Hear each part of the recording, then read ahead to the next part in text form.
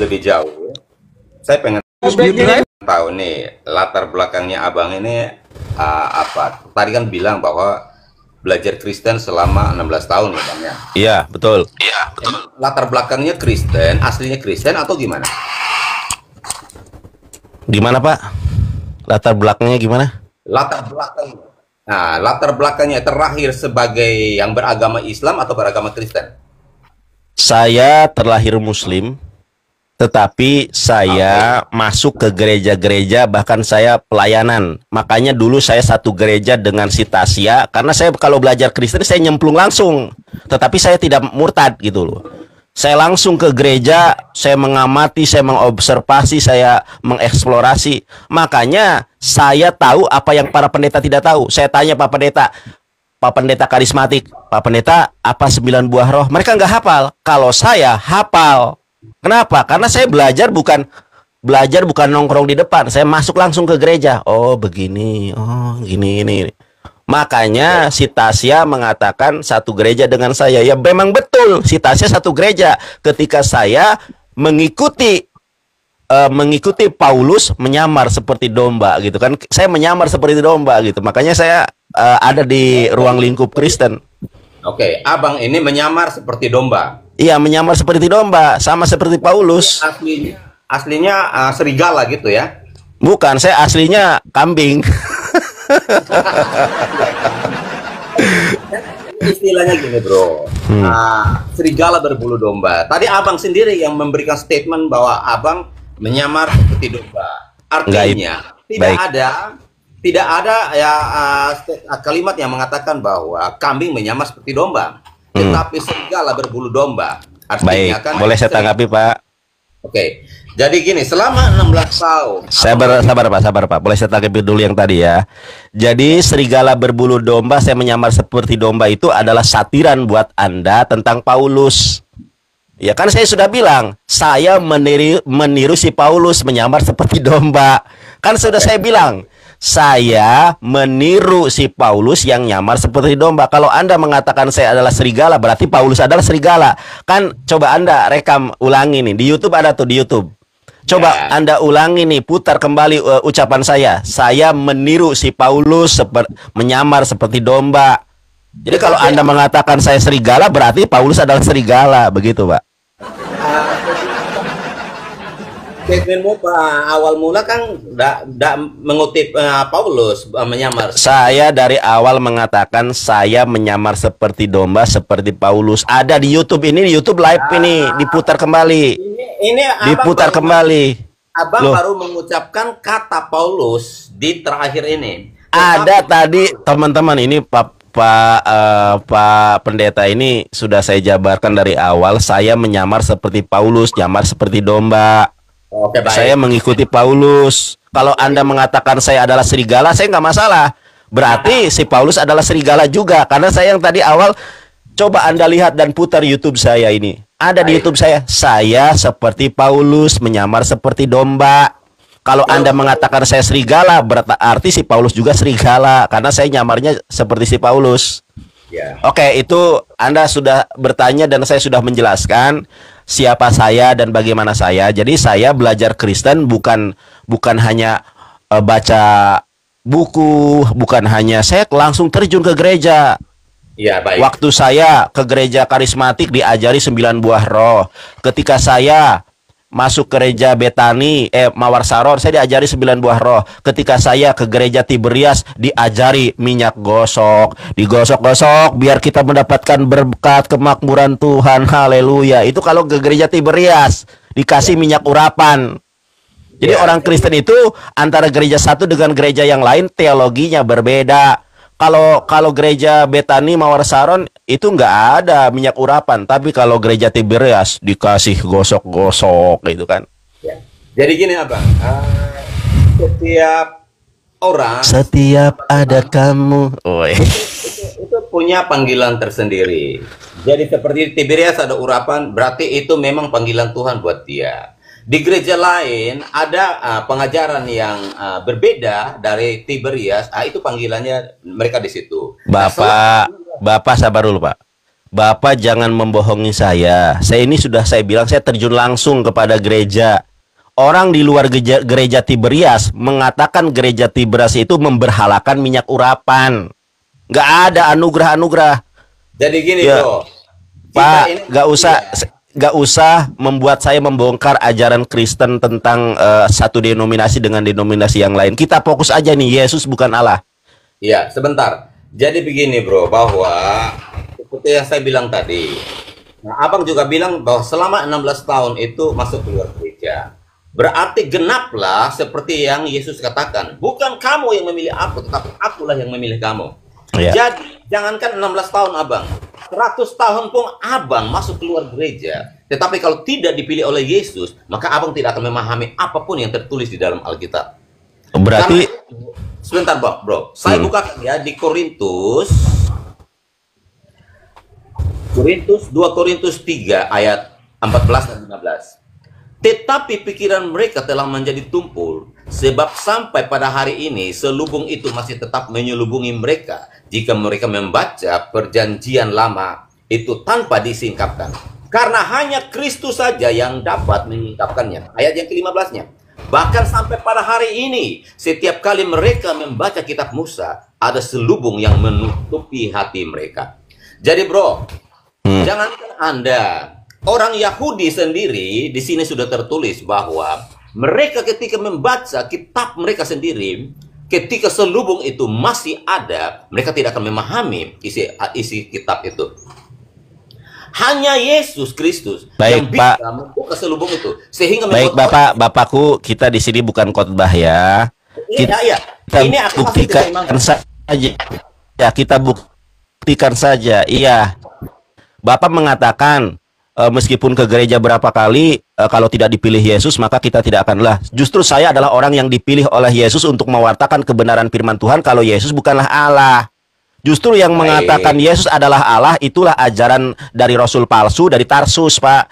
Makanya contohnya begini, Anda keluar masuk gereja, Anda nggak dipilih. Satu udah salah nih. Yesus seumur hidupnya tidak pernah mengenal gereja. Gereja itu adalah rumah ibadah yang baru. Ya, yang nggak pernah kenal Yesus. Nanti kalau Yesus datang ke dunia, Yesus, ayo masuklah ke gereja. Yesus ngomong, gereja, apaan tuh gereja? Terus Yesus lihat tuh ada tiang salib di atasnya itu. Loh, apaan tuh? Simbol apa itu? Nah, makanya di dalam Islam itu ketika datangnya Yesus ke dunia, ke dunia ini dari langit kedua, hal yang pertama akan dilakukan adalah mematahkan semua salib. Kenapa? Karena dalam agama kami, salib itu adalah simbol keberhalaan, Pak. Ya, di dalam Quran surat Al-Maidah ayat ke-72, laqad kafarol ladzina qalu innallaha huwal masih ibnu Maryam. Quran surat Al-Maidah 73, laqad kafarol ladzina qalu innallaha thalitsus salasa. Siapa? Telah kafirlah orang yang mengatakan Tuhan itu Tritunggal, dan telah kafirlah orang yang mengatakan Yesus adalah Allah. Jadi ketika Yesus turun ke dunia, Yesus beribadah di Bethel. Makanya ada namanya gereja Bethel Indonesia. Harusnya dihapus tuh kata gerejanya. Yang harusnya ada adalah Bait El. Bait El itu dalam bahasa Ibrani dari dua kosakata. Bait adalah rumah, El adalah Elohim, rumah Allah. Jadi Yesus beribadah di Bethel. Kalau dalam bahasa Arabnya Baitullah. Nggak pernah Yesus ibadah di gereja. Jadi bagaimana Anda menjudge saya sebagai bukan pengikut Yesus sementara Yesus tidak pernah beribadah di gereja? Saya beribadah di tempat Yesus beribadah, yaitu Baitullah. Tanya orang, Baitullah itu apa? Masjid. Nah, oke, gimana Pak? Bro, jadi baik. Tadi kan Bro bilang bahwa yang mengatakan Yesus Tuhan itu adalah Paulus. Saya nggak mengatakan yang mengatakan Yesus Tuhan itu Paulus. Saya nggak pernah bilang begitu. Jadi Bapak jangan menambah-nambahkan apa yang tidak saya katakan. Saya dari tadi tidak begitu. Yang pertama saya bahas adalah kaitan bait Allah dengan gereja. Saya nggak mengatakan, saya belum lari ke Paulus. Ya. Jadi yang saya mau tekankan di sini, bagaimana Anda mengatakan Anda ini pengikut Yesus sementara tempat ibadahnya berbeda antara Yesus dengan kalian. Yesus ibadahnya di Bait El, di Baitullah, lah sementara kalian ibadahnya di gereja. Gereja dalam bahasa Ibraninya Kenesia. Sejak kapan Yesus ibadahnya di Kenesia yang ada simbol palang salibnya di atasnya? Sejak kapan coba? Anda cari di dalam sejarah dunia fana ini, wah, dunia ini fana. Adakah Yesus ibadah di rumah ibadah yang ada tiang salibnya? Saya tanya. Cari sampai dunia ini kiamat, cari sampai dunia ini busiat. Pernahkah Yesus ibadah di rumah ibadah yang ada simbol salibnya? Sampai dunia kiamat pun tidak pernah ada. Kami umat Islam, sabar dulu. Kami umat Islam beribadah di mana tempat Yesus beribadah, di mana di Bait Allah itu tidak ada gambar. Gereja Katolik ada patung, gereja Protestan ada tiang salib, gereja Ortodok ada gambar-gambar santo-santo di gerejanya. Coba tunjukkan satu bukti sejarah bahwa Yesus pernah beribadah di Bait El. Di Bait El-nya ada gambar-gambar, ada patung-patung Yesus. Nggak pernah ada. Yang beribadah seperti halnya Yesus beribadah adalah umat Islam. Coba Anda cari masjid. Ada nggak di masjid ada gambar Nabi Muhammad? Nggak ada. Coba Anda cari masjid. Ada nggak yang gambar ulama? Nggak pernah ada, Pak. Masjid adalah tempat yang suci, yang disucikan, yang tidak pernah ada gambar-gambar tokoh di dalamnya. Coba Anda ke Mekah Al-Mukarramah. Ada nggak di Ka'bah ada gambar para wali? Nggak pernah ada. Ada nggak di gambar ada gambar Nabi Muhammad? Tidak pernah ada. Makanya ketika kami berdoa, zikir pagi dan petang, asbahna ala fitratil Islam wa ala kalimatil ikhlas wa ala dini nabina Muhammadin SAW wa ala millati abina Ibrahim hanifa muslima wa makana minal musyrikin. Pagi hari ini kami dalam fitrah Islam, pada agama yang dibawa oleh Nabi Muhammad, dan milah Ibrahim hanifa muslima wa makana minal musyrikin, yaitu milahnya Ibrahim yang berada pada jalan yang lurus. Beliau adalah seorang muslim dan tidak pernah menyekutukan Allah. Anda tahu petualangan Ibrahim? Ibrahim melakukan apa? Patung-patung itu dipenggal semua kepalanya. Sama umat Islam juga nggak ada di dalam masjid itu ada patung, itu nggak ada. Hanya Katolik dan Protestan yang ada patung dan salib. Jadi bagaimana Anda mengakui kalau Anda pengikut Yesus sementara rumah ibadah dan tempat ibadahnya berbeda antara Anda dengan Yesus? Oke. Tadi kan Anda menyinggung, mengatakan tidak beribadah di tempat yang ada salib, ada gambar bla bla bla. Nah, berarti Anda ini sebenarnya nggak paham sejarah sebenarnya. Sejarah tentang kekristenan, sejarah tentang salib, Anda sebenarnya nggak paham. Karena kalau Anda berkata bahwa Yesus tidak beribadah di tempat yang ada salib, apakah salib lebih duluan ada daripada Yesus? Atau Yesus ada baru ada salib? Nah, itu Anda sudah tahu. Anda sudah tahu. Anda terjebak dengan narasi saya. Sabar dulu, Pak. Anda terjebak dengan narasi saya. Artinya adalah gereja, tanda salib, patung Bunda Maria, patung Yesus itu adalah tradisi yang tidak pernah diajarkan oleh Yesus. Itu yang mau Anda katakan. Nah, oke. Betul kan? Betul apa tidak? Saya bacakan tentang gereja.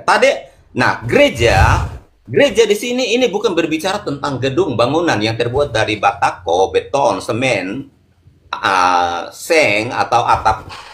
Itu bukan gereja. Jadi rumah ibadah Kristen apa namanya, Pak? Jadi gedung. Tetapi yang disebut gereja itu adalah tubuh kita. Kita. Bait Allah itu adalah tubuh kita. Oke, saya bacakan ayatnya dulu ya. Iya, silakan. Jadi kalau tiap hari Minggu itu pergi kemana? Pergi ke tubuh saya gitu. Ya, ada orang. Ini yang Anda nggak paham tentang gereja. Iya, silakan. Yesus sudah, Matius 16 ayat 18 berkata demikian. Dan aku pun berkata kepadamu, engkau adalah Petrus. Dan di atas batu karang ini aku akan mendirikan jemaatku. Dalam bahasa itu disebut eklesia. Eklesias. Tidak akan menguasainya. Jadi di sini eklesia itu berbicara tentang jemaat, berbicara tentang gereja, dan gereja itu berbicara tentang tubuh kita. Nah, Alkitab mengatakan bahwa tidak tahukah bahwa tubuhmu adalah bait Allah. Jadi yang disebut gereja itu bukan bangunan yang dibuat ada betonnya, ada sengnya, ada atapnya. Itu bangunan, tempat untuk bersekutu. Tempat untuk bersekutu. Lah, memang. Ini yang perlu Anda pahami dulu.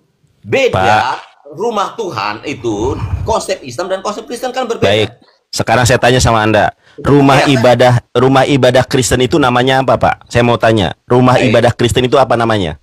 Kalau bangunannya itu disebut dengan gereja. Yang biasa gereja kan. Iya. Iya, gereja kan. Dengan gereja yang dimaksudkan Yesus. Gereja di sini adalah bait Allah. Maka saya bukakan ayatnya. Iya, sabar dulu Pak. Kita pelan-pelan ya. Rumah ibadah orang Hindu namanya pura. Rumah ibadah orang Buddha namanya vihara. Rumah ibadah orang Islam namanya Baitullah, masjid. Rumah ibadah Kristen namanya apa, Pak? Apa? Kenapa terdiam? Rumah ibadah Kristen disebut apa, Pak, namanya, Pak? Kalau rumah ibadah yang berbicara tentang fisik, apa namanya? Bangunan. Iya. Kita biasa bilang gedung gereja. Gedung gereja. Masalahnya saya tanya sekarang. Apakah sabar dulu? Iya, saya tahu udah. Kan Bapak sudah jauh gedung gereja. Masalahnya, selama hidupnya apakah Yesus pernah beribadah dan tempat ibadahnya disebut gedung gereja? Pernahkah Yesus mengatakan itu? Yesus hanya mengatakan Baitullah, tidak pernah mengatakan adalah gereja. Tadi Bapak bilang, Nandar, di dalam batu karang ini namanya Keva, sang batu karang. Petrus, itu namanya Eklesias. Eklesias itu bukan gereja. Eklesias itu dalam bahasa Arabnya jamaah. Kan ada ustadz yang di Indosiar itu, jamaah, jamaah, bukan gereja. Nah, ini supaya Anda tahu. Itu jamaah, Pak. Eklesias itu bukan gereja, jamaah. Jamaah, jamaah, bukan gereja. Yang saya tanya bukan tentang Eklesias, yang saya tanya bagaimana Anda mengklaim kalau Anda ini pengikut Yesus sementara tempat ibadah Yesus dengan tempat ibadah Anda berbeda. Tempat ibadah Yesus namanya Bethel. Makanya diambil menjadi salah satu nama gereja Bethel Indonesia. Kenapa tidak hanya kenapa ada gerejanya? Kenapa nggak langsung aja ya Bethel Yesus Kristus gitu? Itu baru benar. Ini udah ada Bethelnya ditambahin gereja. Ayo, dari mana kata gereja ini saya tanya? Dari mana kata gereja? Ya, di mana Yesus pernah mengajarkan bahwa tempat ibadah itu gereja? Makanya Yesus pernah mengatakan, percuma kau beribadah kepadamu, sementara apa yang kau lakukan adalah ajaran manusia. Itu Yesus bilang, percuma kau beribadah kepadaku. Orang kalian itu, ajarannya adalah ajaran perintah manusia. Jadi iman Kristen itulah yang menyempurnakan imannya Yahudi. Ketika orang Yahudi berbicara tentang bait Allah, itu merujuk kepada bangunan. Makanya bait Allah Salomo itu disebut itu disebut dengan bait Allah, bait rumah Tuhan. Itu konsep keimanan Yahudi. Tetapi makanya Yesus katakan bahwa robohkanlah bait Allah ini dan aku akan membangunnya kembali dalam 3 hari. Itu Yesus berbicara tentang tubuh. Makanya kami mengimani bahwa yang disebut gereja itu bukanlah bangunan yang terbuat dari beton, kayu, atap. Tetapi yang disebut dengan gereja itu adalah tubuh kita. Makanya di tadi katanya gedung gereja. Gimana sih Bapak ini Bapak? Itu gedung gereja itu adalah tempat bersekutunya. Oke, tempat bersekutunya adalah gedung gereja. Oke, saya ikutin ya. Ini Bapak lihat saya dulu. Kita selesaikan ini yang sabar dulu Pak. Iya, sabar dulu.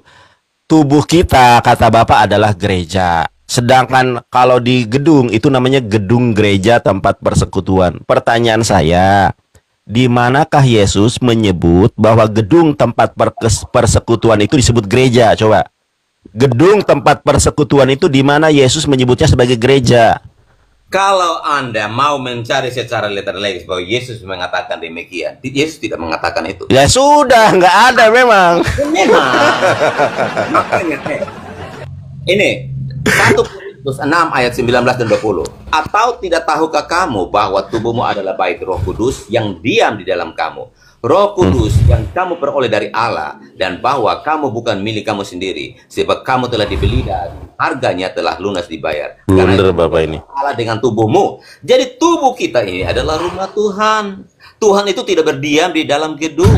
Tuhan itu tidak berdiam di dalam satu tempat. Tetapi tubuh kita ini adalah rumah Tuhan. Tuhan itu berdiam. Makanya ketika Allah menciptakan Adam, manusia pertama, dia menghembuskan rohnya dan hidup berdiam di dalam tubuhnya Adam. Tetapi ketika Adam jatuh ke dalam dosa, maka roh Allah itu tidak lagi berdiam di dalam Adam.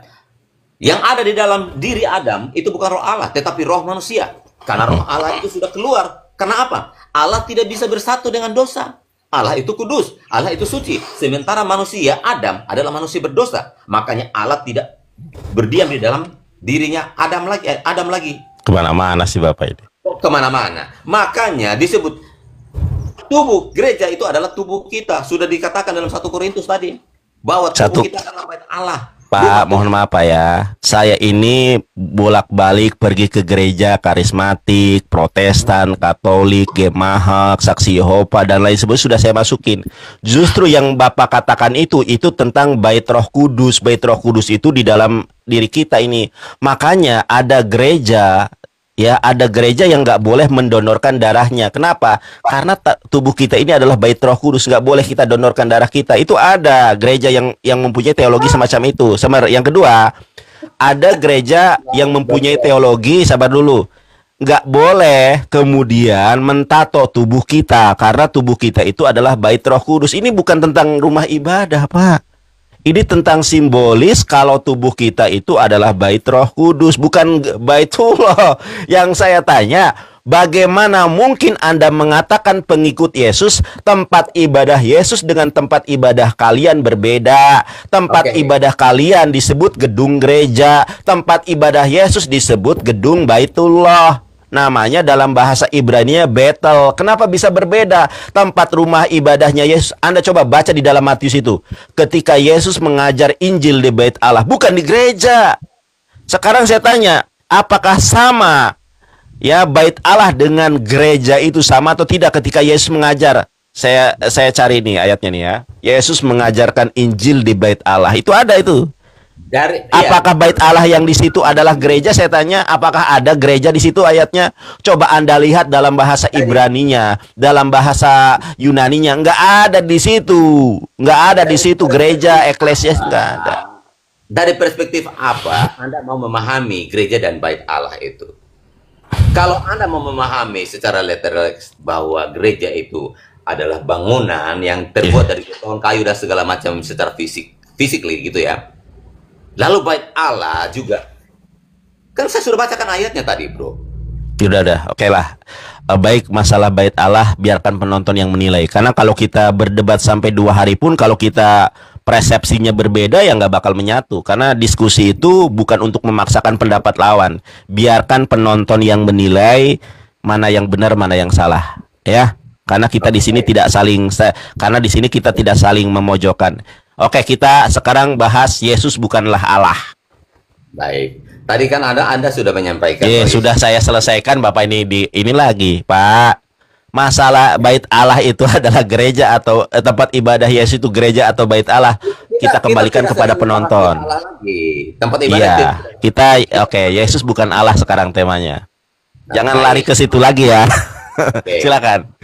Baik. Nah, sekarang kan Bang Nanda dan teman-teman umat Islam kan berkata bahwa Yesus itu kan bukan Allah, Yesus bukan Tuhan, ya kan?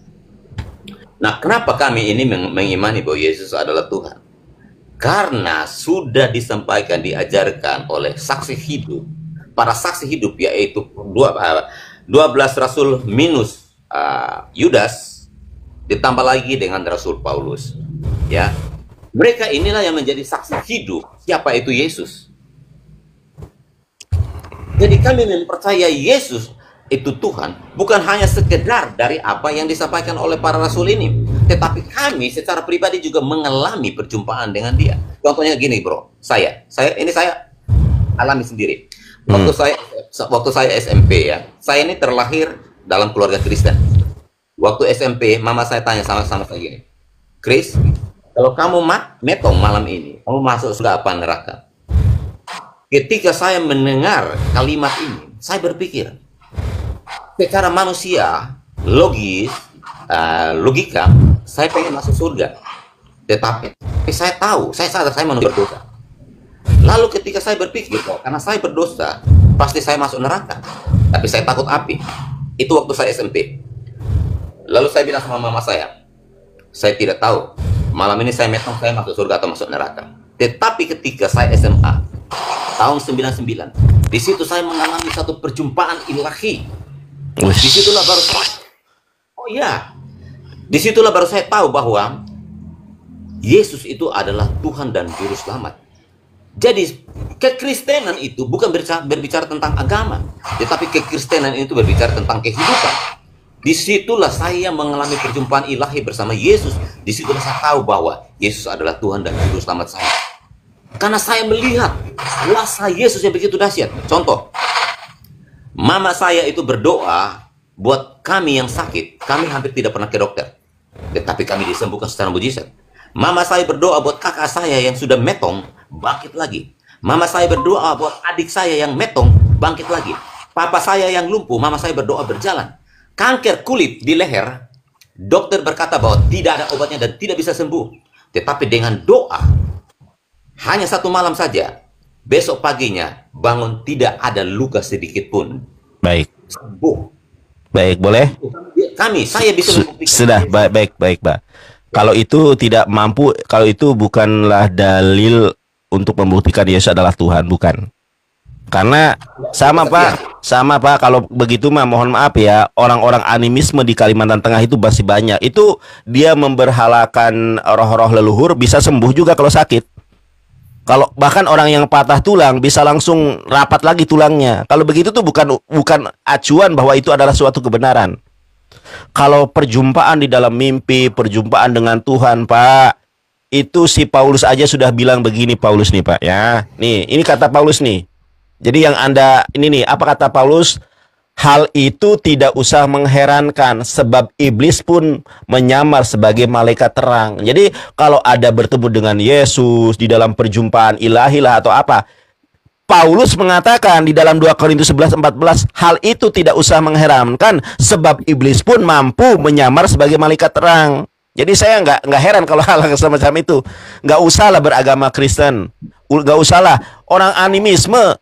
Penyembah roh leluhur aja tulang yang sudah bengkok, Pak, tulang yang sudah begini itu bisa lurus kembali ketika memuji-muji arwah leluhur mereka. Ya, pedang itu bisa melayang, Pak. Kasusnya Sampit, tahu nggak kasus Sampit? Wah, itu pedang bisa melayang-layang, Amandau. Mereka tidak menyembah Yesus, mereka tidak menyembah Allah, mereka menyembah nenek moyang roh-roh leluhur. Mohon maaf kalau saya salah. Nah, itu juga bisa membuat mujizat, bisa membuat keajaiban, mohon maaf bukan mujizat, membuat keajaiban.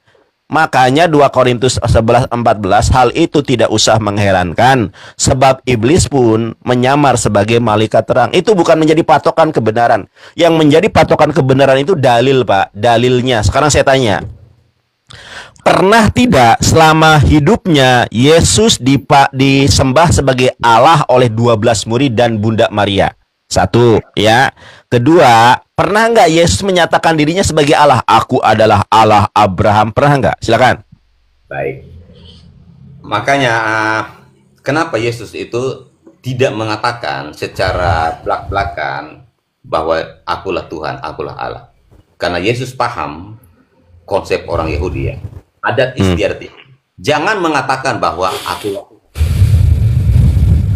mengatakan bahwa Nabi saja konsekuensinya adalah bisa dirajam pakai batu sampai metong. Berarti Yesus takut sama orang Yahudi Bukan untuk takut. menyampaikan kebenaran. Bukan takut, ya. Kita harus pahami itu dulu. Dan yang kedua, ketika Yesus mengatakan bahwa Dia anak Allah, aku anak Allah, itu saja orang Yahudi sudah. Saya tidak, mohon maaf Pak ya, saya nggak mau menanggapi sesuatu yang saya tidak nyatakan dan tidak saya tanyakan. Yang saya tanya, ini yang saya tanya nih Pak ya. Yang pertama, Yesus kan hidup di muka bumi ini selama 33 tahun. 33 tahun Yesus di muka bumi ini, ya. Yang mana 17 tahunnya hilang. Berarti hanya berapa tuh? 30 dikurangi 17, hanya 13 tahun tuh yang tercatat. Apakah pernah ada 12 murid dan umatnya pada saat itu yang menyembah Yesus sebagai Allah? Apakah ada? Oke. Satu, sabar dulu ya, belum selesai. Ini biar saya tidak mengulangi pertanyaan berulang kali. Apakah ada di dalam kehidupan Yesus selama 33 tahun di muka bumi, apakah ada orang yang menyembah Yesus sebagai Allah? Satu. Apa sih arti menyembah dalam bahasa Yunani? Dua. Yang ketiga, pernahkah Yesus menyatakan dirinya sebagai Allah? Silakan. Oke. Pertanyaan pertama, apakah para rasul itu menyembah Yesus? Bukan para rasul tuh yang di astagfirullahalazim. Jangan dibatasi menjadi para rasul. Muridnya.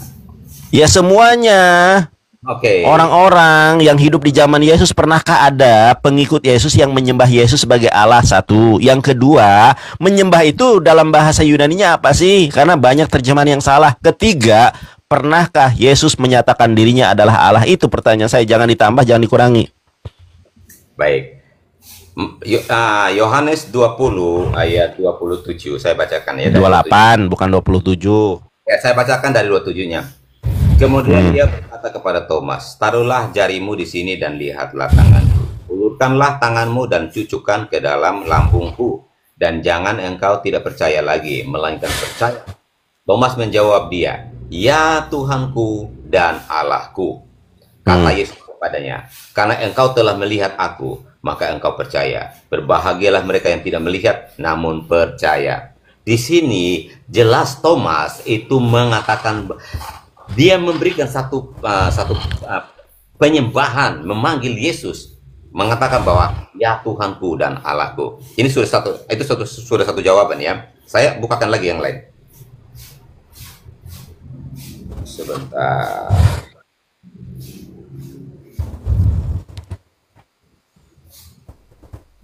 Kita lihat dulu, saya lagi buka data ya. Iya, boleh. Abang boleh bernarasi sebentar, saya lagi cari. Iya, boleh dicari dulu ya. Saya ambil buku dulu sambil Anda nyari ini. Saya ambil buku dulu. Ya.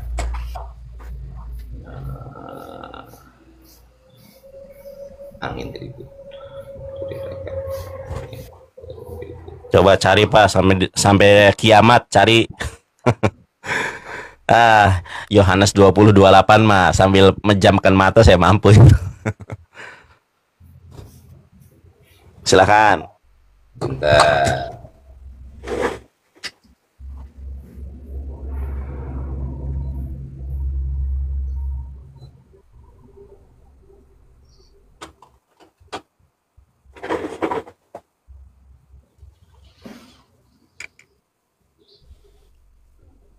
Ayo Pak, mari yuk, kita bisa yuk. Udah Pak, para pendeta aja gak bisa jawab. Para debater Kristen aja gak bisa jawab. Seandainya Yesus menyatakan dirinya adalah Allah, mungkin tidak ada lagi perdebatan di antara Kristen dan Islam. Seandainya Yesus menyatakan akulah Allah Abraham, udah nggak ada lagi kita perdebatan. Oh, ternyata Yesus mengaku sebagai Allah. Masalahnya Yesus mengatakan sembahlah Allah, Tuhanku dan Tuhanmu. Di mana itu? Di dalam Yohanes 20 ayat ke-17. Yohanes 20:17, aku akan pergi kepada Bapakku dan Bapakmu, dan aku akan pergi kepada Allahku dan Allahmu. Seandainya Yesus mengatakan kepada Bani Israel, atau nggak usah lah, kata Anda, kenapa Yesus tidak mengatakan aku adalah Allah? Karena dia takut dengan orang Yahudi. Masa Tuhan takut dengan hambanya? Ya udah bilang aja, nggak usah ke orang Yahudi, bilang aja ke 12 muridnya, jangan bilang orang lain, sesungguhnya aku adalah Allah Abraham. Hanya saja saya tidak sempat untuk menyampaikan kepada orang-orang Yahudi karena saya takut. Nah, harusnya begitu. Diam-diam saja wahai murid-muridku, hanya kita ber-12 aja, hanya kita ber-13 orang saja. Aku menyatakan kepada kalian, aku adalah Allah Abraham. Nah, baru kalau memang takut kepada orang Yahudi, ya sudah, bilang aja ke 12 murid Yesus, aku adalah Allah Abraham, aku adalah Allah Yesus. Gitu. Udah nggak ada lagi perdebatan antara Islam dan Kristen. Yang menjadikan perdebatan Kristen dan Islam itu karena Kristen mengatakan Yesus adalah Allah, umat Islam, Yesus bukanlah Allah. Orang Yahudi tidak pernah berdebat dengan orang Islam. Kenapa? Karena ketuhanannya sama kita, satu, ehad. Dicari. Sudah ketemu belum? Ini hilang ini. Hilang. Iya. Aduh, Pak. Tapi gini, kok Tuhan tidak pernah mengaku bahwa akulah Allah Ismail? Enggak, kita bahas dulu yang Yohanes 20 ayat ke-28. PR buat Anda. Kenapa? Kok PR? Ya, kenapa Allah tidak pernah mengaku akulah Allah Ismail? Coba nanti Kenapa? jawab. Kenapa Tuhan tidak pernah mengaku akulah Allah Ismail? Tuhan berkata, akulah Allah Abraham, Ishak dan Yakub. Kenapa dia tidak berkata akulah Allah Ismail? Baik. Itu bukan pembahasan yang kita bahas ya. Kecuali begini bahasannya. Ismail atau Ishak yang dikorbankan baru itu ini relevan. Kita tidak membahas itu. Bukannya saya tidak mau. Kita tidak membahas itu, nanti melebar kemana-mana. Yang harusnya kita bahas adalah kalau Yesus memang takut dengan tradisi Yahudi, harusnya dia diam-diam aja. Wahai murid-muridku, saksikanlah sesungguhnya aku adalah Allah Abraham.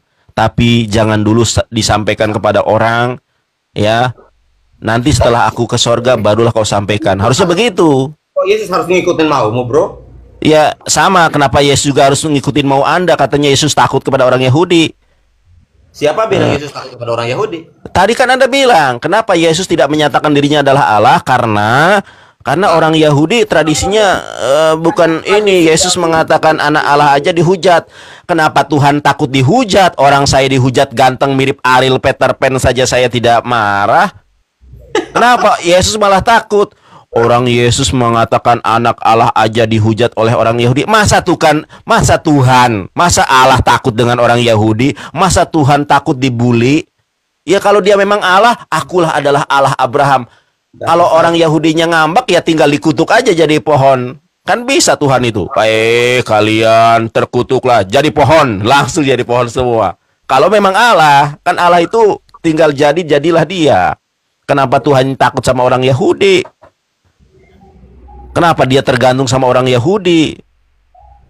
Coba kalau Yesus bilang, aku adalah Allah Abraham, Allah Ishak, Allah Yakub, dan Allah nenek moyang kita. Oh udah, nggak ada lagi debat Kristen Islam. Yang menyebabkan debat Kristen Islam tidak ada henti karena Yesus tidak pernah menyatakan dirinya adalah Allah. Wah, Nandar, kenapa dia tidak menyatakan dirinya adalah Allah? Karena ketika dia menyatakan anak Allah aja dia dihujat. Lah, Tuhan kok takut dihujat? Tuhan kok lebih mementingkan perasaan orang Yahudi daripada mementingkan keselamatan umat? Kenapa Bapak bingung? Terdiam 1000 bahasa, Pak. Aduh, Pak. Ini kalau memang Tuhan, kalau memang dia adalah Allah, nggak usah peduli dengan omongan orang. Apalagi dia Allah. Kalau ada orang yang mau membunuh dia, hei, terkutuklah kau. Jadi teletabis semuanya. Wahai Yahudi, jadilah teletabis. Tinky Winky, Dipci, Lala, Po. Ya tinggal begitu aja. Kenapa Tuhan takut sama orang Yahudi? Nandar, Yesus bilang anak Allah aja dia mau dilempar batu. Loh kok Tuhan ikuti kata orang Yahudi? Dilempari batu, tinggal pakai perisai aja. Oh, ala kadala semar badrana ya. Ora wani tening apa? Kowe lanang aku lanang, ala kadala. Nah begitu, Gatot Kaca aja berani, masa Yesus nggak berani? Ya, sebentar, Pak. Kan jawab pertanyaan tadi bahwa menurut Yesus apa ya? Lalu ini Lukas sobat.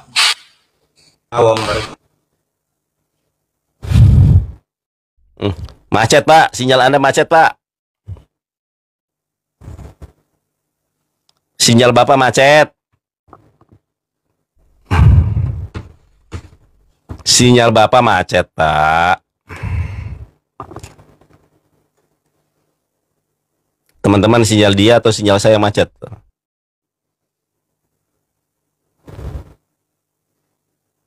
Yang macet sinyalnya Bapak atau sinyal saya?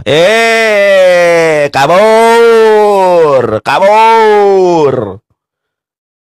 Nandar, kenapa dia tidak menyatakan dirinya adalah Allah? Karena dia menyatakan anak Allah aja mau dilempari Yahudi. Lah masa Tuhan mikirin dilempari? Ya kan kalau dia Tuhan Allah ya sudah. Kau mau melempari aku dengan batu? Tunggu sebentar. Niat ingsun matek ajiku aji Braja Musti. Aji len wani konsia tak baledo kuaing. Wala kadala Semar Badranaya. Wani karo aku. Ora wani dening apa? Kue lanang aku lanang. Allah kadalah. Tinggal begitu aja kalau Allah. Ya gak? Masa mikirin perasaan Yahudi? Ngaco ini. Masa dia nggak mau menyatakan sebagai Allah karena menjaga perasaan Yahudi? Allah macam apa? Nandar, kalau dia menyatakan Allah, dia menyatakan anak Allah aja dilempari Yahudi. Jadi mengikuti tradisi Yahudi. Masa hukum Tuhan dikalahkan oleh hukum tradisi?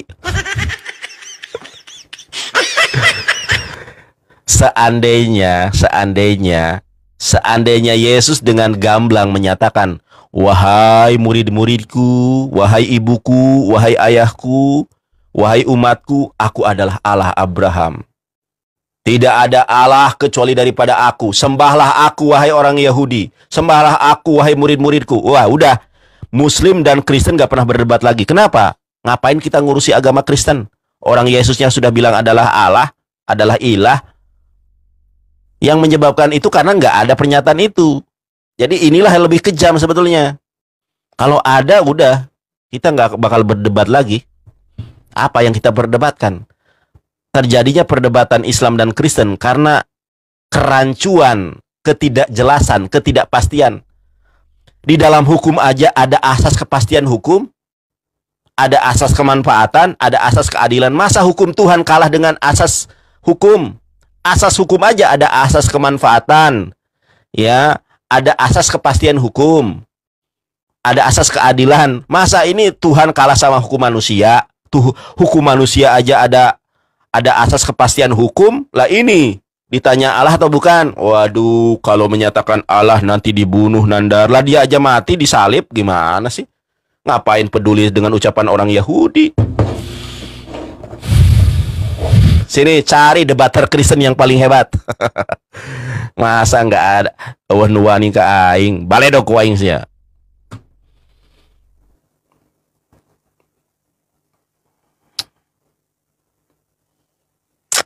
Aduh. Nah, sinyal Bapak tadi kurang bagus. Silakan on cam, Pak. Bukan sinyalnya kurang bagus, kayaknya karena panas jadi tiba-tiba ini dia mati. Kayaknya bukan hanya HP Bapak yang panas ini. Kayaknya mohon maaf di pikiran Bapak juga panas ini, nyari ayat gak ketemu. Oke. Bukan hanya sabar dulu, Pak. Bukan hanya HP Bapak yang panas, pikiran Bapak juga panas. Bayangkan, Pak, saya sabar menunggu Anda loh. Kalau yang lain gak mungkin sabar. Nunggu aja sampai hampir 10 menit loh Anda nyari data. Ya. Hanya jadi untuk menjawab pertanyaan saya. Silakan jawab pertanyaan saya. Di mana? Hatiku nggak panas, pikiranku nggak panas. Udah, Pak. Ya. Okay. Ya, baik. Mulut bisa berkata tidak, tapi secara psikologis Anda tuh panas, Pak. Anda panas saya. Ya sudahlah, jawab aja langsung lah. Oke lah, nggak panas. Oke, jawab langsung, silakan. Baik.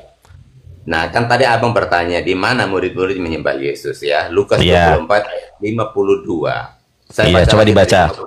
Dan ketika ia sedang memberkati mereka, ia berpisah dari mereka dan terangkat ke surga. Mereka sujud menyembah kepadanya. Menyembah kepadanya. Menyembah ketika Yesus terangkat ke surga.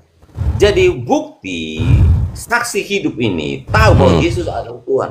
Mereka menyembah kepada Dia. Baik. Saya kasih ayat tambahan.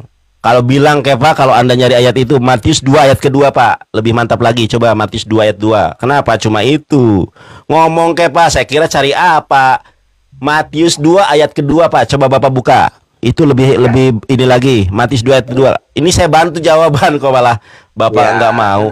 Matius 2 ayat kedua. Kenapa nggak pakai itu aja? Itu lebih fantastik, Pak. Saya kira nyariin apa? Harusnya Bang Nandar ayatnya mana gitu. Coba Matius 2 ayat kedua dibaca yang kencang. Matius 2 ayat 2. Ini kan Raja Herodes yang mau datang juga untuk sujud. Iya, coba Tapi Coba dibaca. pertanyaan Anda di mana dalil para murid-murid itu menyembah? Saya nggak nanya para murid, yang saya tanya, selama hidupnya Yesus selama 33 tahun, adakah para murid, adakah umatnya pada saat itu yang menyembah Yesus sebagai Allah? Itu yang saya tanya. Mau dia orang Yahudi, mau dia orang Romawi, ada nggak ruang lingkupnya menyeluruh? Saya tidak membatasi hanya 12 murid. Baik. Makanya saya bantu ayatnya, Matius 2 ayat kedua. Ketika orang Majus melihat bintangnya dari timur, dia datang untuk menyembah dia. Kenapa nggak pakai ayat itu juga? Orang Majus ini kan bukan orang percaya, bro. Udahlah, oke lah. Oke, yang tadi aja, baik. Orang Majus ini orang kafir. Baik, siap. Tapi mereka tahu bahwa baik. raja yang baru dilahirkan, maka mereka baik, oke lah. menyembah. Baik, oke. Nah, oke, tadi Lukas berapa, Pak? Baik, Lukas berapa tadi?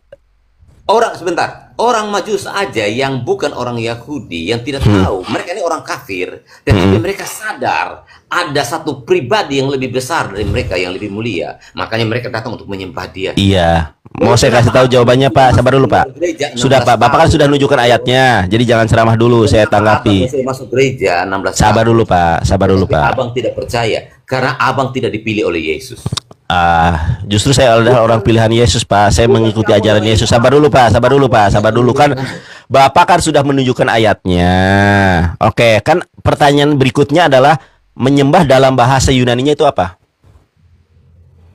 Oke, Bapak sudah menjawab nih yang pertama, ya, sudah menjawab. Nah, apakah jawaban Bapak ini benar atau tidak? Saya tambahkan pertanyaan berikutnya, menyembah dalam bahasa Yunani itu apa? Oke, menurut abang untuk Matius 5 ayat 37, ya katakan ya, tidak katakan tidak, yang lebih daripada itu dari si jahat. Bapak tahu atau tidak? Kalau saya pasti tahu. Ya, menyembah dalam bahasa Yunani apa? Untuk menguji, jangan nggak salah, pastikan menyembah dalam bahasa Yunani itu apa? Untuk menguji di dalam Lukas yang Anda barusan baca itu, apakah itu menyembah atau tidak, kita harus lihat bahasa Yunaninya. Menyembah dalam bahasa Yunani apa? proskuneo? Anda ini bertanya atau menjawab? Ya, menyembah dalam bahasa Yunani apa?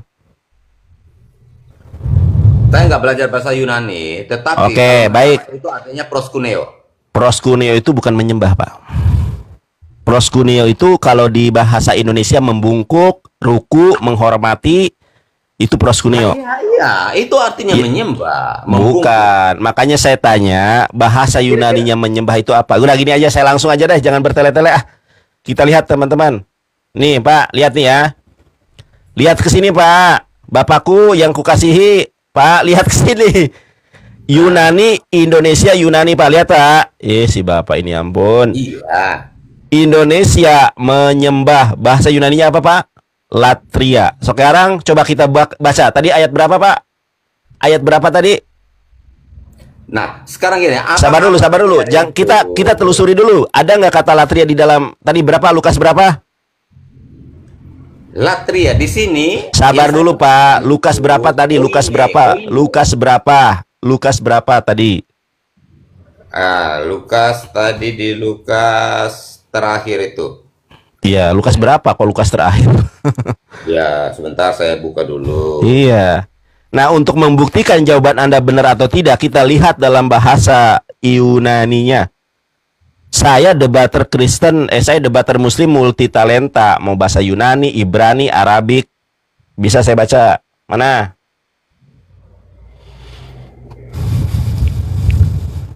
Lukas 24. Iya.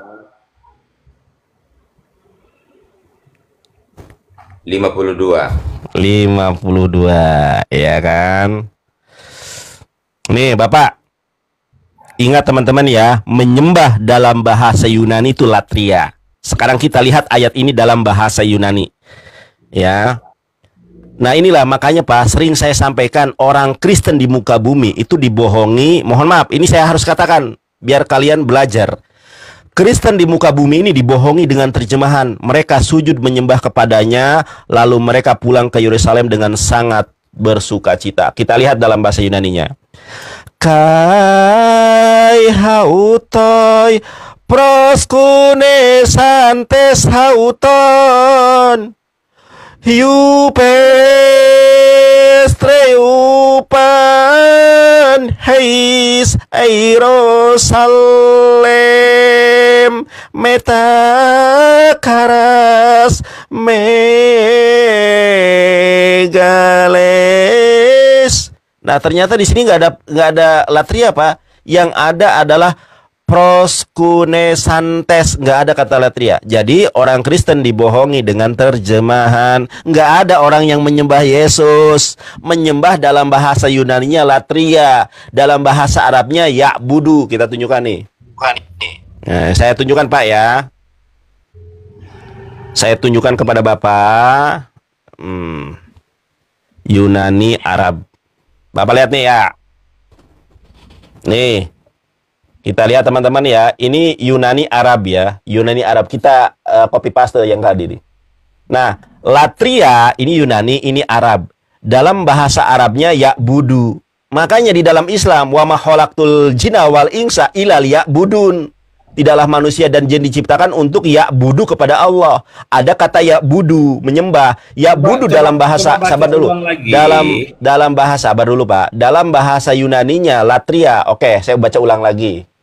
Nggak ada kata latria, ini kan terjemahan ini menyesatkan ya, nggak ada sujud menyembah di sini. Dalam bahasa Yunaninya kai hautoy proskunesantes hauton yupes triumfan heis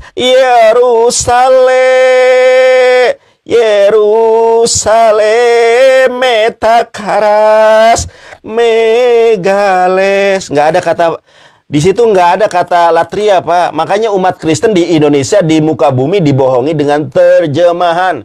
Dalam bahasa Yunaninya menyembah itu latria. Ini. Nah, ini latria dalam bahasa Arabnya ya'budu. Ya'budu dalam bahasa Indonesianya menyembah, Pak.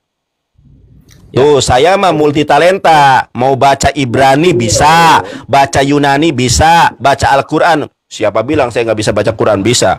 Saya contohkan. Saya contohkan baca Quran. Saya contohkan baca Quran. Sabar dulu. Saya contohkan baca Quran. Kata proskuneo, sujud menyembah. Ada kata latria apa enggak, saya tanya. Lah, kalau dia mau pakai kata proskuneo, lalu kenapa Anda? Saya tanya, ada kata latria atau tidak? Nah, proskuneo itu artinya apa dalam bahasa ini? Saya tunjukkan iya. Saya tunjukkan nih. Artinya apa? Saya tunjukkan ya. Saya tunjukkan.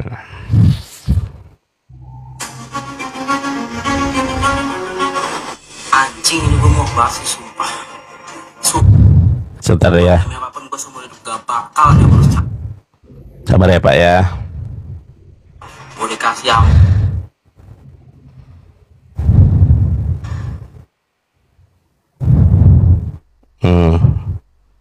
Sabar Pak, nih Pak, saya tunjukkan Pak ya.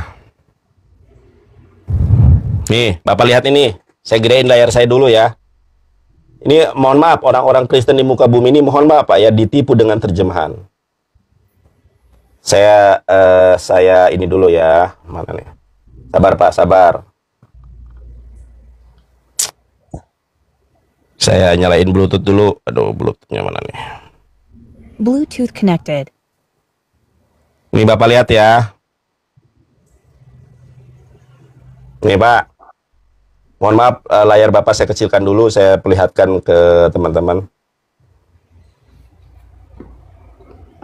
Nih Pak. Ya.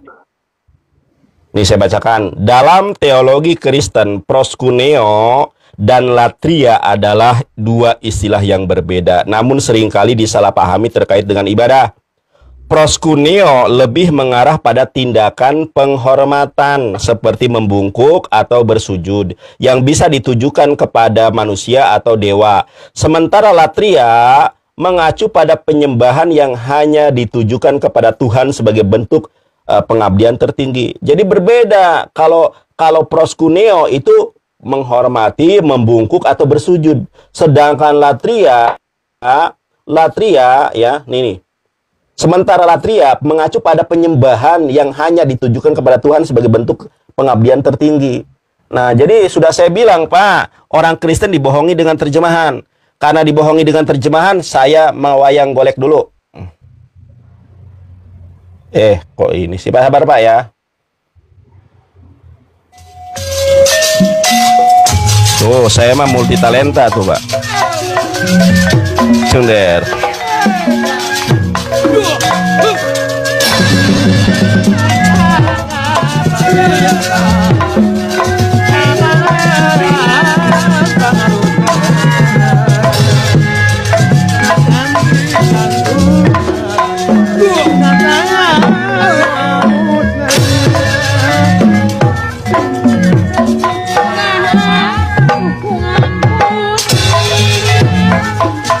Tuh, saya mah bisa ngedalang juga, Pak.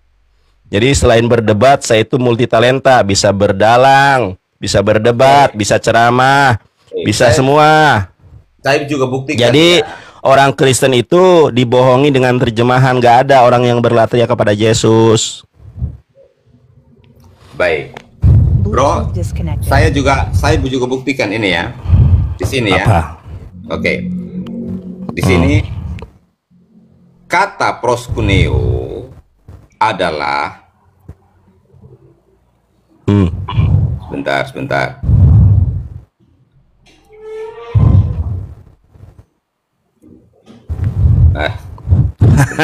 ChatGPT. Aduh, iya, Bapak. Kita kan bisa manfaatkan semua teknologi. Nah, itu apa itu kenapa itu bawah Iya, itu itu apa itu yang bawah, Pak, lihat, Pak. Iya, dengarkan. Sabar dulu. Proskuneo adalah kata dalam bahasa Yunani koine yang sering muncul dalam Perjanjian Baru. Jederkon, lihat. Umumnya diterjemahkan sebagai menyembah atau sujud menyembah. Oke. Arti Apa secara harfiah? Oke, secara harafiah proskuneo berasal dari dua kata. Pros yang artinya ke arah, kuneo mencium. Jederkon, bukan menyembah artinya. Jederkon. Ternyata artinya mencium. Ya. Aduh, jederkon. Secara literal, Coba. proskuneo bisa berarti mencium ke arah seseorang Jederkon. sebagai tanda penghormatan. Ini Tuh, bisa jederkon. Aduh, Tetapi kendala. itulah yang menunjukkan penghormatan atau penyembahan seperti bersujud, berlutut atau menyembah. Oke, kita Jederkon. Artinya proskuneo ternyata mencium, bukan Ya. menyembah. penggunaan dalam Alkitab. Dalam Perjanjian Baru, proskuneo sering digunakan untuk menggambarkan penyembahan kepada Allah. Contoh, Yohanes 4 ayat 24. Penyembahan kepada Yesus. Contoh, Matius 2 ayat 11. Yohanes 9 ayat 28. Nah, Oke, baik. Penyembahan yang salah seperti kepada berhala atau iblis. Udah, oke ya. 13 ayat 4. Nah, Baik. Sabar. Itu- Sekarang di situ ketik, Bapak. Sekarang Bapak ketik di situ latria. Latria dalam bahasa Yunani. Bapak ketik di situ. Latria. Ya, latria. Latria. Latria. Coba. Kalau proskuneo secara literal adalah mencium ke arah. Jadi ketika orang-orang jadi ketika sabar dulu, Pak ya. Jadi ketika orang-orang Majus melihat bintangnya dari timur, lalu dia datang untuk menyembah dia, bukan menyembah ternyata, artinya mencium. Kita kalau melihat bayi itu senang. Lalu datanglah orang-orang Majus melihat bintangnya dari timur dan telah melihat bintangnya dari timur bahwa ini adalah raja orang Yahudi. Lalu mereka mencium Yesus. Harusnya begitu karena proskuneo adalah arahnya mencium. Kita kalau melihat bayi, sabar Pak ya. Kalau kita melihat bayi kan bawahnya gemas pengen mencium. Dan mereka mencium. Proskuneo itu mencium. Tadi Bapak yang baca loh. Oke, sekarang latria. Oke, sekarang latria. Sekarang ketik latria. Coba ketik latria. Coba dari data Bapak sendiri latria coba. Latria itu apa coba? Iya. Terus Kalau latria itu juga artinya menyembah. Jeder. Kalau latria menyembah, kalau proskuneo mencium. Jeder kon. Latria artinya menyembah. Coba ditunjukkan sekarang. Kalau proskuneo Bapak tunjukkan dan Bapak cari sendiri. Proskuneo secara harfiah adalah ke arah mencium, bukan ke arah menyembah, mencium. Makanya orang-orang Majus ketika melihat bintangnya dari timur, mereka berproskuneo kepada Yesus. Terjemahan yang benar harusnya bukan menyembah Yesus, tapi mencium Yesus. Kita, Pak, sebagai laki-laki maupun perempuan, kalau melihat bayi gemes, ganteng, kita kan pengen cium. Itu orang Majus dari timur mencium Yesus, diterjemahkan jadi menyembah. Lah, di situ kan dikatakan menyembah. Udah. Sekarang latria. Sekarang buka Bapak latria. Sekarang ketik latria, artinya apa? Coba latria, Bapak tadi proskuneo dengan lantang membacakan artinya secara harfiah adalah mencium. Coba sekarang latria. Iya, kan sudah Anda baca. Iya, ketik latria. Coba ketik latria, Bapak sendiri buka. Bapak sendiri buka, latria itu apa? Coba. Iya. Sesuai dengan apa yang sudah jelaskan tadi. Sesuai dengan apa yang saya jelaskan kan? Kalau latria itu adalah menyembah. Kalau proskuneo secara harfiah mencium. Kenapa diterjemahkan menjadi sujud menyembah? Saya bacakan ya. Makanya Pak, umat Kristen itu, sabar dulu. Kalau umat Kristen mau sadar, Pak, kalau umat Kristen mau sadar, sabar Pak. Kalau umat Kristen mau sadar, mereka ini harusnya sadar tidak pernah ada orang yang menyembah Yesus. Semua kata menyembah dalam Bible itu kepada Yesus itu diterjemahkan dari proskuneo, harusnya mencium. Mereka mencium Yesus. Nih, saya tunjukkan kepada Bapak. Dan mencium di sini tidak bisa diartikan secara harfiah seperti yang Anda maksudkan bahwa mencium karena gemas. Enggak, ini harus enggak. Itu satu penyembahan kepada dia. Pak, Bapak sendiri tadi yang baca. Coba Bapak buka lagi data yang tadi. Proskuneo secara harfiah pros yaitu ke arah, ya kuneo artinya mencium bukan menyembah. Iya, tetapi itu dipakai penyembahan kepada Allah. Nih. Nah, teman-teman lihat ya. Oke, sabar.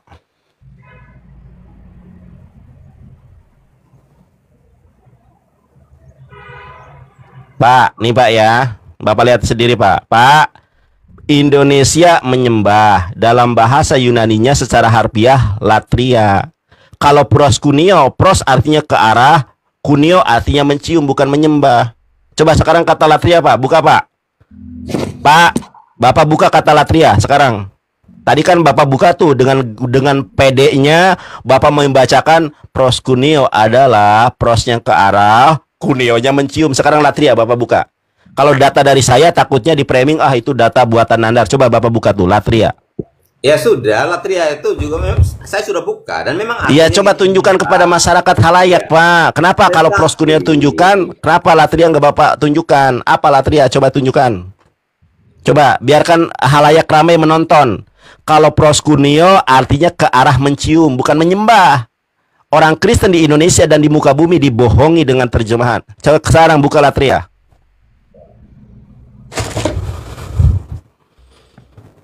Tunjukkan kepada masyarakat halayak.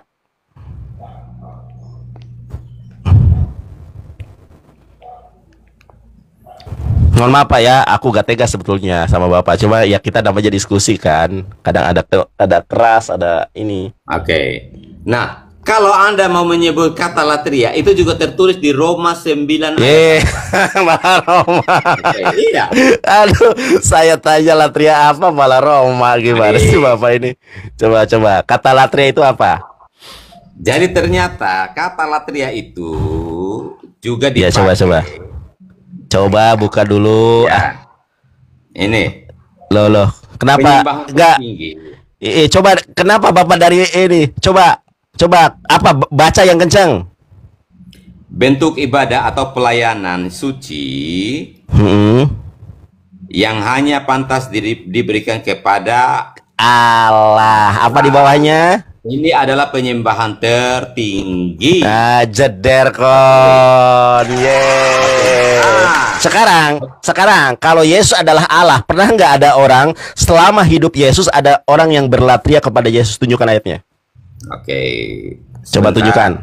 Selama Yesus hidup di muka bumi selama 33 tahun, apakah ada orang yang berlatria kepada Yesus? Tunjukkan ayatnya. Kalau Anda mau bertanya seperti itu, bro. Saya bukan bertanya, saya mengejar kepada Anda. Keberadaan Yesus itu datang ke dunia ini sebagai manusia, bukan sebagai Tuhan. Oh, jadi ketika dia datang ke dunia ini bukan Allah. Dia mengambil rupa sebagai manusia, makanya dia bilang bahwa dia hamba. Saya tanya, ketika dia selama hidupnya 33 tahun di bumi ini, apakah dia Allah atau manusia? Gelarnya Tuhan. Tetapi dia sebagai Saya tidak tanya Tuhan, karena Tuhan dalam bahasa Yunani itu kurios. Yang saya tanya, ketika dia 33 tahun di muka bumi, perjamuan kudus setelah pencurahan Roh Kudus hari Pentakosta, dia naik ke sorga setelah 40 hari itu, apakah dia itu adalah Allah atau manusia? Manusia. Bukan Allah. Yang bergelar Tuhan. Yes, kok ke Tuhan lagi? Ya. Apakah saya tanya, saya nggak nanya Tuhan, saya nggak nanya Tuhan. Yang saya tanya, 3 tahun dia berada di muka bumi ini, dia sebagai manusia. Apakah sebagai Allah juga?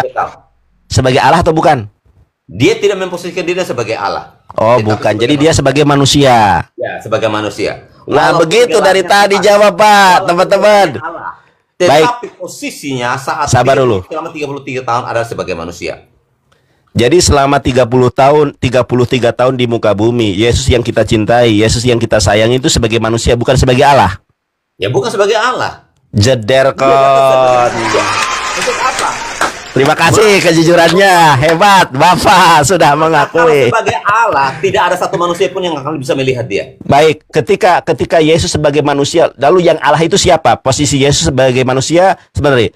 Ketika Yesus sebagai posisi manusia di muka bumi selama 33 tahun, lalu yang bergelar Allah ini siapa? Oke, jadi Allah di situ adalah sang sumber ya, Yahweh. Oh, Yahweh. Berarti Allah di sini adalah Yahweh. Kalau Yesus adalah sang manusia, sang firman yang turun jadi manusia, gitu kan? Betul? Ya. Terima kasih jawabannya. Kenapa sih, Pak, harus kita berlibet ke sana kemari? Bilang aja, Bang Nandar, ketika Yesus di dunia 33 tahun dia adalah manusia. Sementara sang sumber yaitu Yahweh, dialah yang Allah. Sudah beres dari tadi, Pak. Kenapa sih Bapak sampai kita berisi tegang dulu? Kenapa kita? Iya, kenapa kita harus berisi tegang terlebih dahulu? Bilang aja dari awal, Bang Nandar yang ganteng dari Kuningan, Jawa Barat. Kalau Yesus itu selama 33 tahun dia adalah manusia, bukan Allah. Udah beres dari tadi, Pak. Makanya saya bilang, makanya Lukas 2 ayat 11, pada hari ini telah lahir bagimu Kristus Tuhan di kota Daud. Jadi salah Yesus lagi ini. Kita buka. Lukas 2 ayat 11. Saya bukakan. Keberadaan Yesus di dunia ini selama 33 tahun adalah sebagai manusia, walaupun dia itu bergelar Tuhan. Ya, saya enggak tanya Tuhan, karena Tuhan itu kurios, Tuhan itu. Yang saya tanya Tuhan, Allah. Artinya kurios adalah penguasa tunggal. Dia Tuhan di atas segala Tuhan. Nah, nih, teman-teman ya. Yesus ketika sabar dulu, Pak. Matius 28 ayat 18 dan 19 itu. Ya. Baik.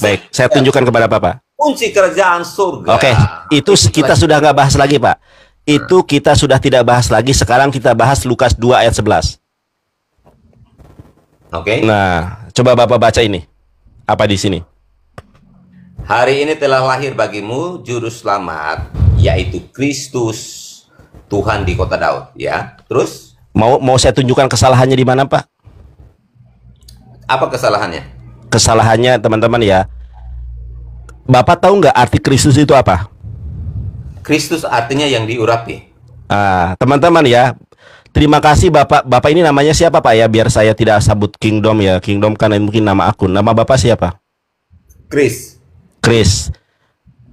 Bapak Chris sudah menyatakan Kristus itu artinya yang diurapi. Ya. Teman-teman, jadi terjemahan yang benar adalah hari ini telah lahir bagimu juru selamat yang diurapi Tuhan di kota Daud. Ini terjemahan yang benar. Karena terjemahannya salah, banyak koma di sini. Hari ini telah lahir bagimu juru selamat, koma, yaitu, koma. Dalam bahasa Yunani nggak ada yaitu. Ya. Ya, ini kita lihat teman-teman. Sabar dulu Pak. Saya lagi menjelaskan kesalahannya di mana. Teman-teman, Kristus itu yang diurapi. Hari ini telah lahir bagimu juru selamat yang diurapi, bukan yaitu, tetapi yang diurapi Tuhan di kota Daud. Makanya kenapa dikasih komanya banyak banget nih, juru selamat, koma, yaitu Kristus, koma, Tuhan, koma, di kota Daud. Kenapa? Ini untuk membelokkan makna yang sesungguhnya. Makna yang sesungguhnya, camkan dan rekam baik-baik. Lukas 2 nomor 11. Hari ini telah lahir bagimu juru selamat yang diurapi Tuhan di kota Daud. Saya baca dalam bahasa Yunaninya. Saya baca ya teman-teman ya. Dalam bahasa Yunaninya nggak ada koma ini. Saya bacakan. Hoti etekste humin semeron soter. Nah, soter dalam bahasa Indonesianya adalah juru selamat. Hos estin Christos kurios en polai dapit. Oke, ini dalam bahasa Yunani. Saya baca dalam bahasa Ibrani. Dalam bahasa Ibrani, ya. Dalam bahasa Ibraninya apa? Hayom nolat lahem. Hari ini telah lahir bagi kalian Mosia, juru selamat Beir David di kota Daud, Hu Hamasiah. Dialah yang diurapi, Haadon, diurapi Tuhan. Baik dalam bahasa Yunani maupun Ibrani. Ini terjemahannya salah. Ya, dalam bahasa Ibrani Hu Hamasiah Haadon, dialah yang diurapi Tuhan. Di dalam bahasa Yunani juga sama. Jadi orang Kristen di Indonesia dan di muka bumi dibohongi dengan terjemahan. Makanya Pak, para pendeta mana bisa baca Yunani? Para pendeta mana bisa baca Ibrani? Mereka hanya bisanya ya malak perpuluhan, malak kolekte, dan malak persembahan kasih. Kami debater Muslim bisa Yunani, bisa Ibrani, bisa Aramaik, bisa Arabik. Contoh bahasa Arabiknya. Saya juga bisa ngaji Pak. Nih saya ngaji Pak ya. Tadi sudah sering saya baca Bible. Saya ngaji dulu untuk refresh. Aduh. A'udzubillahi minasyaitonirrajim. Bismillahirrahmanirrahim. Alhamdulillahi rabbil alamin. Ar-Rahmanir-Rahim. Maliki yaumiddin. Iyyaka na'budu wa iyyaka nasta'in. Ihdinas siratal mustaqim. Siratal ladzina an'amta 'alaihim ghairil maghdubi 'alaihim waladdallin. Amin. Tuh bisa ngaji saya. Lanjut. Oke. Saya lanjutkan, Pak. Masih ada ayatnya, sabar. Amma yatasaalun anin naba'il azim alladzi hum fihi mukhtalifun kalla saya'lamun thumma kalla saya'lamun alam naj'alil arda mihada wal jibala autada wa khalaqnakum azwaja. Tuh, sadaqallah. Kalau Quran saya bisa menghafal, Pak. Kalau Quran ini saya dulu hafal 3 juz. Juz 28, juz 29, juz 30. Hafal surat Al-Kahfi, hafal surat Al-Muluk, hafal surat As-Sajdah, hafal surat Al-Baqarah ayat 1 sampai 120 atau berapa. Tapi kalau Bible, Pak, saya 16 tahun belajar Bible. Yang saya hafal justru ayat-ayat vulgar. Betapa cantik, betapa jelita engkau hai tercinta yang di atas segala yang disenangi. Sosok tubuhmu seumpama pohon kurma dan buah dadamu besar seperti gugusannya. Waduh, kalau ayat Alkitab saya hafalnya yang gede-gede gitu, Pak. Kenapa ya? Betapa cantik, betapa jelita engkau hai tercinta di atas segala yang disenangi. Sosok tubuhmu seumpama pohon kurma dan buah dadamu besar sekali. Ingin ku panjat pohon kurma itu dan meremas buah dada itu. Waduh, itu ayat Alkitab keren banget, Pak. Kenapa ya ayat Alkitab sesuai dengan kejantanan tangguh saya? Hafal saya ayatnya. Tapi bro, kayaknya ya ini di luar konteks sedikit ya. ketika Anda membacakan ayat itu dan Anda menyebut tentang kejantanan. Nah, itu kan menurut apa? Quran atau hadis ya, bahwa akan 70 tahun berdiri itu, Bang. Apa tuh? Apa, Pak? Apa, Pak? Kejantanan 70 tahun berdiri. Di mana, Pak, ayatnya? Nggak ada Quran. Saya sudah ngaji dari sejak kecil, nggak ada. 70 Kan tahun nggak ada. Di mana? Jangan katanya. Ya, Saya seorang lawyer, Pak. Formula di dalam hukum positif, barang siapa yang menyatakan, mendalilkan, dia membuktikannya di mana? Saya pengen baca itu. Di mana ayat Quran ada 70? Al-Quran tidak pernah berbicara tentang kuntul, nggak pernah. Al-Quran tidak pernah berbicara tentang vagina, tapi Bible berbicara tentang buah dada, berbicara tentang player. Itu ada ayat Bible. Buah jakarmu seperti jakar kuda. Oh, ala kadala semar badrana ya. Ini kata Ustadz nih. Di Bukan surga, kata Ustadz. di surga tugas laki-laki adalah memecahkan perawan. Di Dan mana perempuan dalilnya? berdiri. Di mana dalilnya 70 tahun ya ininya berdiri di mana? Tunjukkan ayat Qur'annya. Kalau saya bisa menunjukkan, kalau Tuhan Anda mengajarkan bahwa buah duda itu enak diremas. Betapa cantik, betapa jelita hawa tercinta di atas segala yang disenangi. Sosok tubuhmu seumpama pohon kurma. Buah dadamu adalah gugusannya. Kataku, ingin aku memanjat pohon kurma itu dan memegang buah dada itu. Waduh, keren kali. Sesuai. Hah? Kayaknya kamu Makanya saya bingung. Kalau ayat Quran saya hafal, ayat-ayat yang bagus untuk dunia akhirat. Tapi kalau ayat Bible yang saya hafal, kenapa yang saya hafal ini buah dada gitu? Yang saya hafal dari Bible itu buah dada. Kenapa kok Bible kok ada pantas 72 bidadari. Benar nggak ada 72 bidadari? Di dalam di dalam Al-Quran tidak pernah tercantum bahwa ada 72 bidadari. Tapi di dalam Bible, Yesus menyatakan siapa yang meninggalkan satu istri akan dibalas dengan 100 bidadari. Ada itu dalam Bible, 100 istri. Kalau itu Ada kalau dalam Bible. Kalau dalam Quran nggak ada, Pak. Di dalam Al-Quran tidak pernah ada 72 bidadari. Nggak ada. Lalu, makanya saya bilang Al-Quran itu tidak pernah berbicara hal-hal yang vulgar dan porno. Tapi kalau Bible, jakarmu, marilah kita bersundal siang pagi ini ketika suamimu nggak ada. Itu Bible, Pak. terus para ustadz mengatakan bahwa di surga itu ada pesta SEX 72 bidadari, 70 Baik, tahun baik. Oke, saya jelaskan ya. Kira-kira 70 tahun berdiri itu penderitaan ada nggak tuh, bro? Baik, oke, saya jawab. Ini intermezzo ya.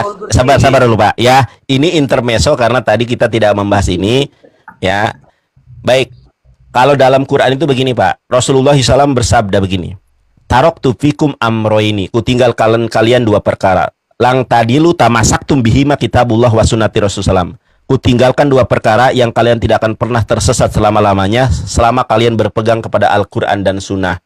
Itu yang pertama. Nah, pernyataan Bapak merujuk, menisbatkan apa yang Bapak katakan ini bukan kepada Quran, tapi kepada Ustadz. Ustadz itu manusia, Pak. Banyak kok Ustadz yang melenceng, yang kemudian di pesantren apa itu ada yang oknum-oknum yang berbuat yang tidak senonoh. Sama dengan pendeta, banyak pendeta yang tidak berbuat senonoh di gereja, banyak itu oknum. Yang menjadi landasan pijakan kita ketika kita menyampaikan sesuatu itu bukan oknum, tetapi dasar Qur'annya di mana? Dasar Qur'annya di mana? Kalau nanti kita ngaceng 70 tahun itu di mana, Pak? Saya baru dengar loh, di mana itu? Masa sih? Kok masa sih? Makanya saya tanya di mana? Bukannya apa yang dilakukan. Udah. Baik. Itu intermezzo, Pak ya. Itu intermezzo. Saya nggak mau membahas sesuatu yang tidak ada kaitannya dengan tema. Gini, bro. Kenapa? Bapak lari. Saya nggak membahas itu. Itu tadi intermezzo, Pak. Ketika saya membaca Quran, lalu saya membandingkan dengan baca Bible. Ketika saya menghafal Quran, saya kok kalau menghafal Bible kok ayat-ayat porno semua yang hafal saya ini kok sesuai dengan ketangguhan kejantanan saya gitu loh.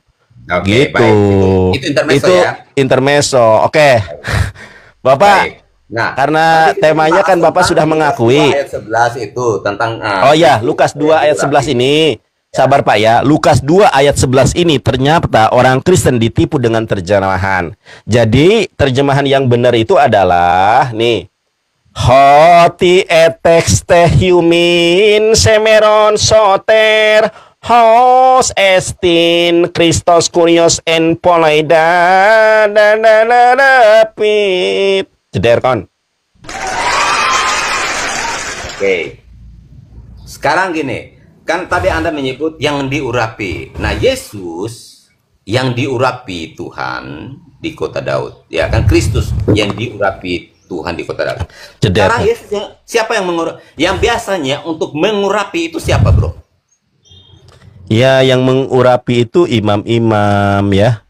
Dulu Raja Saul diurapi oleh Yonatan atau Samuel, lupa tuh saya. Jadi raja-raja, nabi-nabi biasanya yang mengurapi. Baik, Terus, nah, Kristus telah lahir bagimu, Kristus Tuhan di kota Daud. Itu kan Yesus baru lahir tuh. itu terjemahan salah, Pak. Udah saya bilang terjemahan salah. Iya. Hari ini ini terjemahan yang benar nih. Saya ulangi lagi terjemahan yang benar. Hari ini telah lahir bagimu juru selamat yang diurapi Tuhan di kota Daud. Itu terjemahan yang benar sesuai dengan Ibrani, sesuai dengan bahasa Yunaninya. Salah itu terjemahannya. Ya. Malaikat kan menyampaikan kepada para gembala bahwa telah lahir Yesus. Sekarang kalimat yang diurapi yang Anda sampaikan tadi itu, yang diurapi, yang siapa yang mengurapi? Yesus. Itu kan ayatnya jelas. Astagfirullahaladzim, ya ampun. Ini saya bacakan lagi, saya bacakan. Ini ayatnya sudah. Nih. Iya. Ini ayatnya, Pak. Ini, Pak, ayatnya. Ini ayatnya, Pak, ya. Ini terjemahan. Siapa yang mengurapi Yesus? Ini ayatnya sudah ada nih. Hari ini telah lahir bagimu juru selamat ya yang diurapi Tuhan di kota Daud. Yang mengurapi di sini ya Tuhan, Pak. Jelas ini ayatnya. Hari ini telah lahir bagimu juru selamat yang diurapi, karena Kristus itu kan yang diurapi. Yang diurapi Tuhan di kota Daud. Dalam bahasa Yunaninya hoti etexte humen semeron soter haus estin Kristos kurios en pole David, yang diurapi Tuhan di kota Daud. Sama saja, Pak. Yang diurapi Tuhan. Coba lihat bahasanya di situ. Astagfirullahalazim. Yang diurapi Tuhan di kota Daud. Tuhan. Ya, astagfirullah. Itu kan terjemahan yang salah. Dalam bahasa Yunani nggak ada koma. Dalam bahasa Ibrani nggak ada koma, Pak. Koma itu hanya bahasa Indonesia. Iya, kalau memahaminya secara bahasa Ibrani pun itu merujuk kepada, bukan kepada Tuhan yang mengurapi Yesus. Sekarang saya tanya, baik, gelarnya. Baik, Anda mengatakan dalam bahasa Ibraninya itu merujuk kepada gelarnya. Sekarang saya tanya kepada Anda, atas dasar apa Anda mengatakan itu? Coba saya tunjukkan dalam bahasa Ibraninya. Yang mana? Yang Anda maksud? Anda kan mengatakan bahasa Ibrani. Kok Anda bisa berbicara bahasa Ibrani? Anda bisa, Pak, baca. Di mana, Pak? Yang menunjukkannya di mana, Pak? Saya tanya, yang menunjukkannya di mana? Ini yang mana nih? Coba Bapak baca. Yang mana? Saya ini kan nggak paham tulisan Ibrani. Bagaimana Anda menjelaskan? Sabar dulu. Bagaimana Anda menjelaskan bahasa Ibrani sementara Anda nggak bisa baca Ibrani, Pak? Bagaimana Anda menjelaskan ini? Anda belajar juga dari sumber yang lain. Sumber yang mana? Sumber yang mana? Bambang Nursena. Pak, nih kan Wahyudi. Nih Pak, saya kasih tahu. Bambang Nursena kalau debat dengan saya bubuk, Pak. Dia itu Pak, sabar dulu. Jangan sabar dulu ya. Ini saya kasih tahu ya. Bambang Nursena itu bukan debater, Pak. Dia itu monolog, seminar. Kalau debat mah nggak ada ilmu. Nih, gua kasih tahu, bacaan Ibraninya aja salah-salah. Kalau Rita Wahyu nih, saya jujur nih ya, ini jangan Anda ketawa. Kalau Rita Wahyu baru tuh, Rita Wahyu itu bacaan Ibraninya bagus. Kalau Rita Wahyu bacaan Ibraninya bagus. Tapi kalau Bambang Nursena baca Ibraninya banyak yang salah-salah. Jadi nggak bener bacanya. Tapi kalau Rita Wahyu itu benar bacaannya. Cuma masalahnya adalah si Bambang itu bukan debater, dia hanya monologer. Kalau debat sama saya jamin bubuk. Udah kosong kepada Bro. Oke, makanya saya bilang begini, cari debater Kristen yang bisa Ibrani, Yunani, Aramaik, hadapi saya. Karena debater Kristen di TikTok, di YouTube, nggak ada yang Ibrani, Yunani, Aramaik, cuma terjemahan saja. Makanya saya bilang, kalian ini dibohongi dengan terjemahan, Pak. Disesatkan dengan terjemahan. Mana coba debater Kristen yang bisa Ibrani, Yunani, Aramaik? Nggak ada, nggak becus semuanya. Udah, Pak, capek saya dengan Anda. Dah, Anda sudah mengakui, dah. Bambang Nursena itu kalau debat mah nggak ada ilmu. Orang kalau monolog itu kayak sok-sok hebat. Sini debat dengan saya kalau berani. Bukan saya sombong ya. Memang takabur lil mutakabir sodako. Sombong kepada orang sombong itu sedekah. Bang Nandar, sombong itu apa sih? Sombong itu adalah al-kibru batoril haq wa gomtunas. Kesombongan itu adalah menolak kebenaran. Kebenaran apa sehingga menyebabkan mereka itu sombong? Kebenaran Islam. Kebenaran Islam mereka tolak. Itulah arti kesombongan. Al-kibru batoril haq wa gomtunas. Kesombongan itu adalah menolak kebenaran. Apa yang mereka sombong itu? Karena mereka menolak kebenaran Islam. Ya, jadi harus tahu.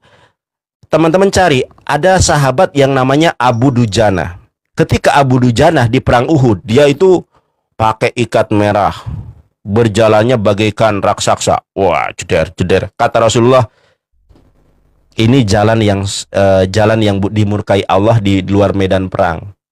Jadi kalau saya berpetantang-petenteng di dunia perdebatan itu hal yang boleh. Kenapa?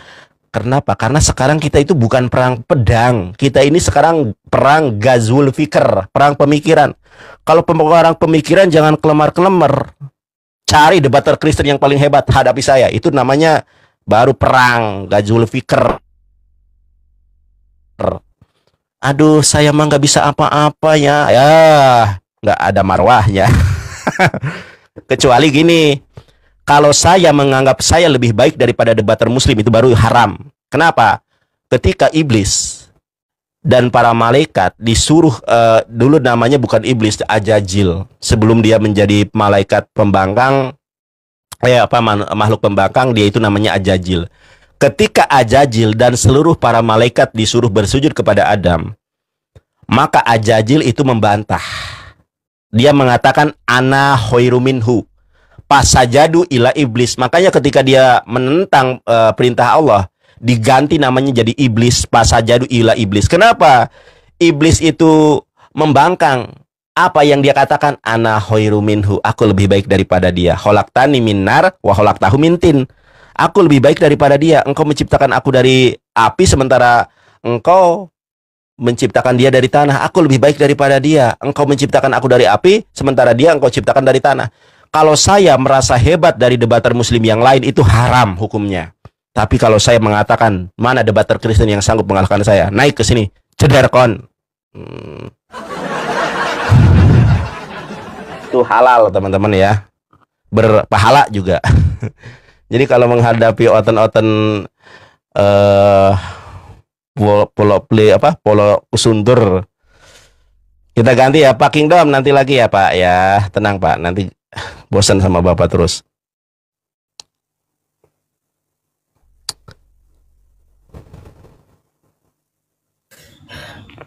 Halo. Silakan on cam Bapak. Kalau nggak on cam, saya turunkan. Loh, ngapain on cam kamu?